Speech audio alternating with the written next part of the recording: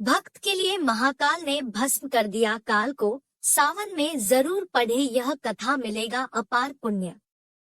महाकाल शिव की महिमा अपरंपार है। उन्हें प्रसन्न करने के लिए किसी खास प्रयास या पूजा पाठ की जरूरत नहीं होती, बल्कि सच्ची श्रद्धा और पूरे मन से किया गया प्रयास आपको भोलेनाथ की कृपा का पात्र बना सकता है। शायद यही वजह है कि अपने भक्तों के लिए महाकाल ने काल तक को भस्म कर दिया था। ऐसी ही एक कथा मिलती है हमारे धार्मिक ग्रंथों में, जिसे हम आपके साथ शेयर कर रहे हैं। मान्यता है कि भक्तों का चरित्र पढ़ने और सुनने से भोलेनाथ की असीम कृपा और पुण्य की प्राप्ति होती है। तो आइए जानते हैं। स्वयं महाकाल के पुत्र कार्तिकेय ने सुनाई यह कथा। भक्त के प्रति महाकाल की अगाध आस्था की जिस कहानी का हम जिक्र कर रहे हैं, वह स्वयं भगवान कार्तिकेय ने संतों को सुनाई थी। इसके अनुसार राजा श्वेतकेतु, जो कि भोलेनाथ के परम भक्त थे, उन्होंने काल को भी जीत लिया था। राजा श्वेतकेतु सदाचारी, सत्यवादी, धर्म के मार्ग पर चलने वाले शूरवीर और प्रजा पालक थे। वह अत्यंत ही निष्ठा और प्रेम भाव से प्रजा का पालन और अगाध आस्था और श्रद्धा भाव से शिव भक्ति करते थे। उनके इस भक्ति भाव से महाकाल अत्यंत प्रसन्न थे। उनकी कृपा से श्वेतकेतु के राज्य के लोग दुख, दरिद्रता, अकाल मृत्यु और महामारी से अछूते थे। जब पूरी हो गई राजा श्वेतकेतु की आयु, एक दिन जब राजा श्वेतकेतु का जीवन काल समाप्त होने को था और वह भोलेनाथ की आराधना में लीन थे, तब चित्रगुप्त ने यमराज से कहा कि राजा श्वेतकेतु की आयु अब पूरी हो चुकी है, अब उनके प्राण हरने का समय है। तब यमराज ने अपने दूतों को आज्ञा दी कि वे जाएं और श्वेतकेतु के प्राण हर लाएं। यमदूत राजा श्वेतकेतु के पास पहुंचे तो वह शिव मंदिर में थे। दूत बाहर ही खड़े हो गए। श्वेतकेतु गहरे ध्यान में थे। बहुत देर हो गई, न श्वेतकेतु का ध्यान टूटा न यह दूत हिले। दूत बिना अपना काम किए खड़े रहे। जब वे वापस नहीं पहुंचे तो यमराज ने विलंब होते देखा तो कालदंड संभाला और खुद चल पड़े। सावन सोमवार की यह है व्रत कथा, पूरी होगी मनचाही मुराद। जब यमराज स्वयं पहुंचे राजा श्वेतकेतु के प्राण हरने, जब यमराज स्वयं पहुंचे राजा श्वेतकेतु के प्राण हरने, दूतों के आने में देरी होने के चलते यमराज स्वयं ही राजा श्वेतकेतु के प्राण हरने पहुंचे। लेकिन वहां उन्होंने देखा कि वह तो महादेव की साधना में लीन है।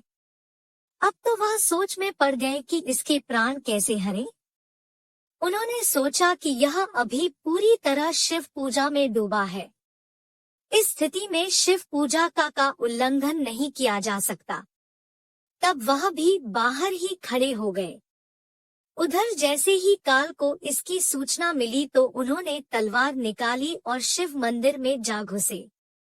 काल ने देखा कि राजा श्वेतकेतु अभी भी भगवान शिव के लिंग स्वरूप के सामने बैठे ध्यान मग्न है।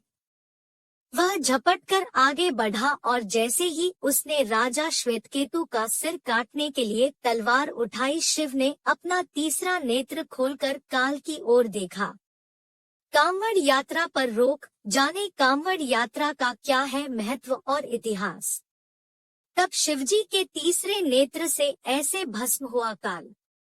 तब शिवजी के तीसरे नेत्र से ऐसे भस्म हुआ काल। भोलेनाथ का तीसरा नेत्र खुलते ही काल वही राजा श्वेतकेतु के सामने जलकर भस्म हो गया। थोड़ी देर बाद जब राजा श्वेतकेतु का ध्यान टूटा, उन्होंने अपनी आंखें खोली तो राख में बदल चुके काल को देखा। उन्हें चिंता हुई कि यह कौन है और क्या है। श्वेतकेतु ने भगवान शिव से पूछा, है भोलेनाथ ये किसकी राख है, इसे किसने और क्यों जलाया। तब भोलेनाथ ने बताया कि यह काल था जो कि तुम्हारे प्राण हरने आया था। सपने में ऐसे दिख जाए भोलेनाथ तो समझ ले होने वाला शत्रुओं का नाश। तब राजा श्वेतकेतु को काल ने लगाया गले। तब राजा श्वेतकेतु को काल ने लगाया गले। राजा श्वेतकेतु ने कहा कि हे महाकाल, यह तो आपकी ही आज्ञा से तीनों लोक में विचरता है, लोक को नियंत्रण में रखता है। इसी के भय से तो लोग पुण्य कार्य करते हैं। आप इन्हें अतिशीघ्र जीवनदान दे दें।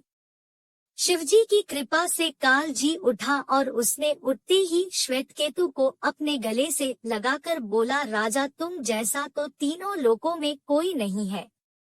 तुमने तो अजय काल को भी जीत लिया।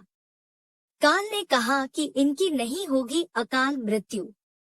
तब काल ने कहा कि इनकी नहीं होगी अकाल मृत्यु। जीवनदान पाकर काल और यमराज ने कहा कि ऐसे जातक जो शिवजी के परम भक्त हैं, सच्चे मन और पूरी श्रद्धा से महाकाल की पूजा में लीन रहते हैं, सिर पर जटा और गले में रुद्राक्ष पहनते हैं, विभूति का त्रिपुंड ललाट पर लगाते और पंचाक्षर मंत्र का जप करते हैं, उन्हें कभी भी अकाल मृत्यु का ग्रास नहीं बनना पड़ेगा। कथा के अनुसार इस आशीर्वाद के बाद श्वेतकेतु ने लंबे समय तक राज किया और फिर महाकाल की कृपा पाकर उनमें ही विलीन हो गए।